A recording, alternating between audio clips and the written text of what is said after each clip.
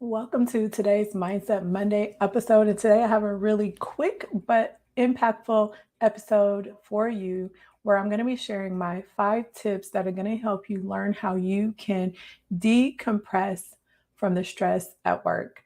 These are not going to be the little tips that we always get about, oh, walk in nature and take a nap and all the things. I'm going to give you 5 of my more advanced tips that are going to help you dive into the art of decompression because I know we all have these demanding roles and we all have this pressure and this responsibility that it takes to be a leader in healthcare.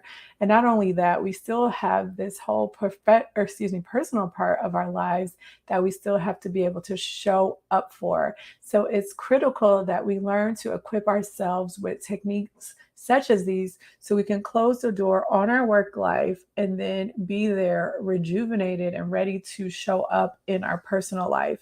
And you could also use these vice versa because remember, everything that I teach you here on Mindset Monday is not just about being a leader in healthcare. You can also take these things and apply them to your personal life to make your personal life more enriching and more quality driven. So, take out a pen, take out a piece of paper, and get ready because I'm going to give you these 5 tips very quickly.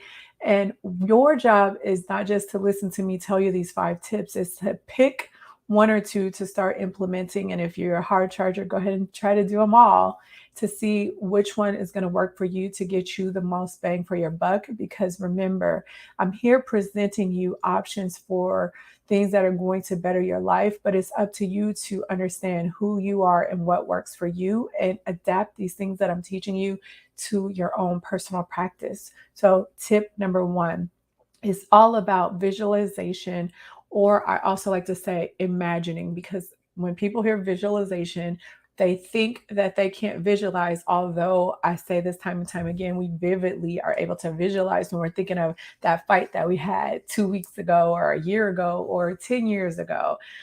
You can apply that to more positive things in your life. However, whatever. Tip number 1 is master the power of visualization. If you did not listen to last week's Mindset Monday, I talked a little bit about imagining and visualization in that episode because I was teaching you the power of what it takes to rewire your subconscious mind and why that's important. But basically, when you learn to harness the power of visualization, it will take your ability to decompress from the stressors of work to a whole new level. And so, just on a simplistic level, what you want to do is close your eyes and almost create this imagine this mental sanctuary and immerse yourself in this vivid world of whatever makes sense for you that feels more relaxing and it feels better than the stress and all the things that you had to deal with before the decompression. This could be serene landscapes, this could be environment, situations, soothing sounds, maybe sensations of peace, of safety, of warmth, of all of those type of things. But the main thing that you want to do in these practices is allow your mind to transport you to a place of calmness so that you leave the stress and the worries and the stress and the worries behind. My mind is moving faster than my mouth. What I wanted to say about this was that this is something that you may have to practice a little bit in order to actually do it in a way that causes the shift in your internal state. So if it doesn't work the first few times that you do it, I want you to continue to do it because as much as, like I said, you can imagine a fight, think of all the things you would have, could have, should have said, and drum up the feelings of something that happened to you from the past that may have been something you deemed to be bad or negative. You can do this and tap into the feelings and tap into the sensations of positive things.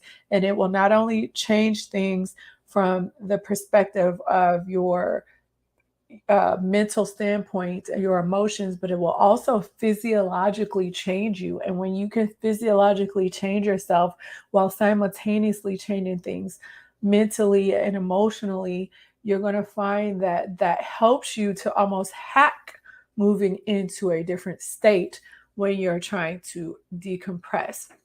As a side note, if you listen to the last episode or maybe the last 2 weeks of Mindset Mondays, Then I talked about centering. I talked about my own practice with visualization and all of that. I'm going to leave a link in the description box for some meditations that I use. Some of them are 5 minutes, there's one that's 10 minutes.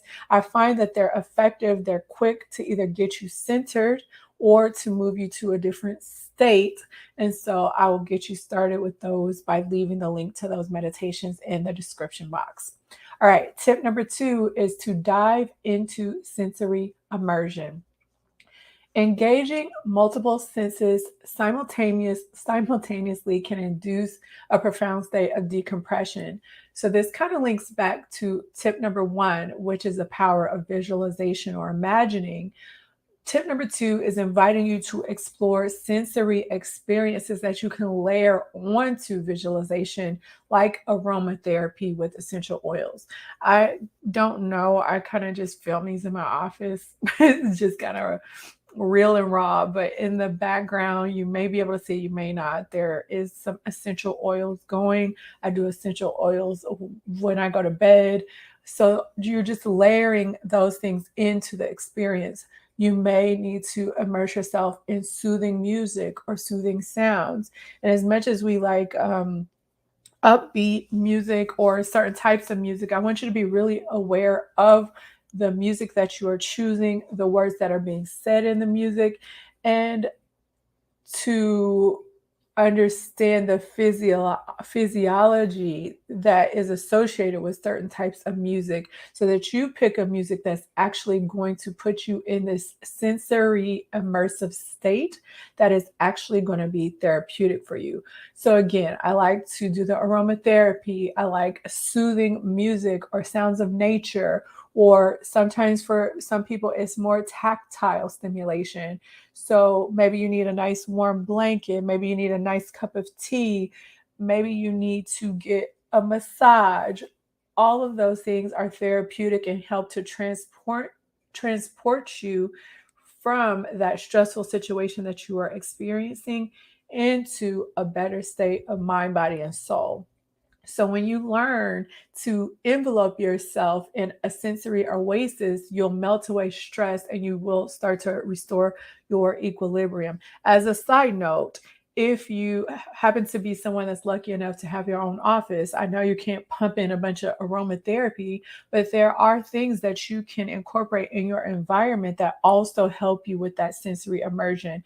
I am a huge person that is impacted by my environment. So there's small things that I do, and you can borrow these and incorporate these in your own practice, which would be having a beautiful mug that makes me feel good, drinking something that elevates me out of that mug, whether it's a nice cup of coffee or a nice cup of tea, having a nice water bottle, having crystals around, having pictures around. There's different things for all of us that are going to take us into a place that makes us feel good rather than associates us with the stresses that we have to experience. So try to think about what that looks like in your own life and dive deep into sensory immersion. Tip number 3, I talk about this all the time. If you've ever been to a conference of mine where I'm talking about stress and dealing with stress and all of the things, then I'm talking about advanced breathwork techniques. So again, all of these can be layered and you can do them all, but oh my God, the lawn people are here. But anyway, specifically, you can upgrade your decompression routine with advanced breathing techniques like box breathing, I've talked about before, alternate nostril breathing, I've talked about before, or other breathwork exercises. And not only are you doing these, like I said, to reprogram your thoughts and your emotions, but these create changes in your body that help you regulate your nervous system, help you promote that deeper relaxation, and help you relieve tension from your mind and body. So even if you're somebody that's listening to me right now and you're like, yeah, yeah, yeah, sounds good. Maybe I tried it, or yeah, I'm gonna do it, but you don't do it or you think it won't work. You have to understand that even if you are not at the level of belief or understanding that it will work, these things do change you physically.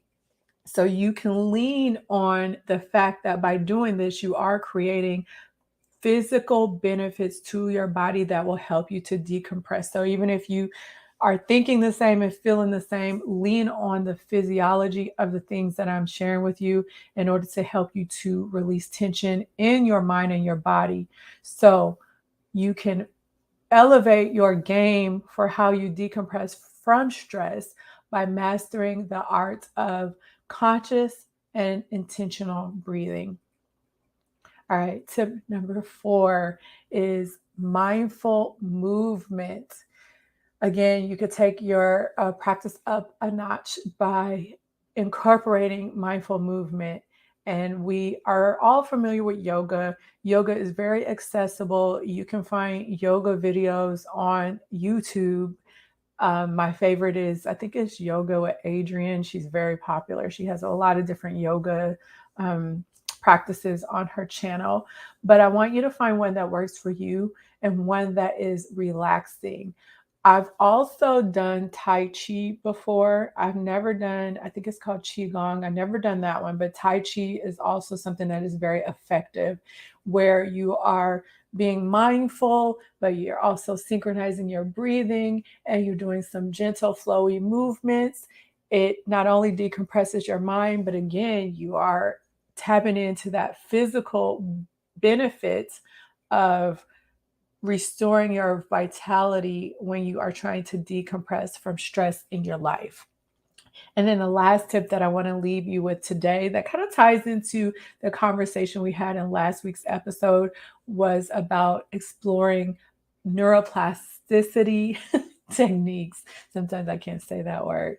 And so when you want to do this, when you're trying to do this, when you want to rewire your brain to be more relaxed or be more resilient, then you're going to be engaging in things like neurofeedback, brainwave entrainment. Again, I talk about this a lot in my like if you ever come to my when I speak at a conference, um, brainwave entrainment, guided imagery, and all those things that are specifically designed to rewire your neural pathways. Not only will it do that so that you will be able to tap into this state on a more automatic level, like we talked about in the last episode, but again, it'll help you reduce your stress responses and foster a state of deep calmness. So I'm going to leave the link to the meditations in the description box. And if I have the resource that I share when I go to speak at conferences, I'll link that. I'm not going to promise that link, but I will look for that link because it has specific links to the types of brainwave entrainment that I like to listen to. So those are my 5 top tips, my advanced tips for how you can successfully and a guaranteed decompress from the stress of your work slash personal life. So now that I've equipped you with these techniques, I want you to again pick the ones or all of them that you want to implement to take your self-care practice to new heights so that you don't let that stress start to eat you alive and start to create these bigger problems in your life.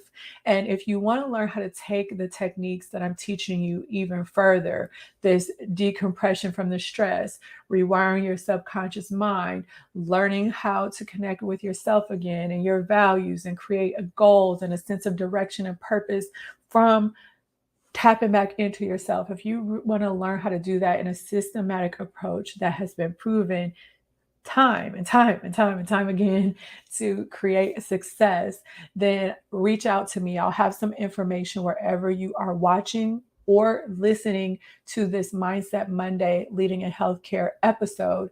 And I can help you to design a plan that's going to get you to the pinnacle of not only relaxation and peace and all of the things, but also have a sense of well-being, a sense of purpose, and a sense of actually moving forward in your life with a sense of direction and a sense of ease. So anyway, thank you for joining me today for today's episode to learn about how you can decompress from work. I want you to embrace these techniques. I want you to empower yourself. Don't let stuff get you down because at the end of the day, you're living your life for you. So you have to be able to take care of you And otherwise, I will talk to you in the next episode. Take care. Bye.